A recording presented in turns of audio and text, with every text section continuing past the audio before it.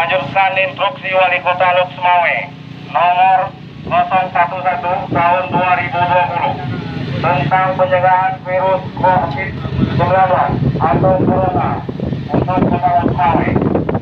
Untuk itu, kami, Babinsa, Babin Kamtibmas, dan Kejing Kampung Pusong Lama menghimbau kepada seluruh masyarakat Pusong Lama agar mari kita sama-sama mencegah penyebaran virus corona dengan cara: 1. Rajin mencuci tangan.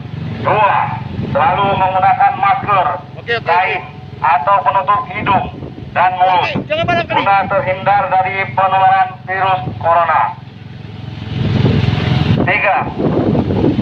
Menghindari tempat-tempat keramaian atau kerumunan dan tetap menjaga jarak minimal 2 meter sosial dan physical distancing. 4. Tidak bepergian apabila tidak perlu sekali.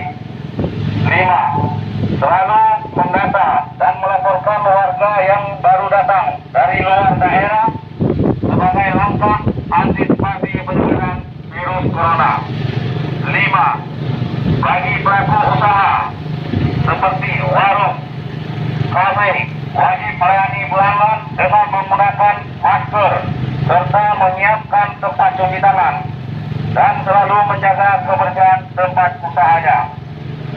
4. Pemberlakuan operasional atau kegiatan tempat usaha berakhir atau buka sampai pukul 23.00 waktu Indonesia bagian Barat atau jam 11 malam.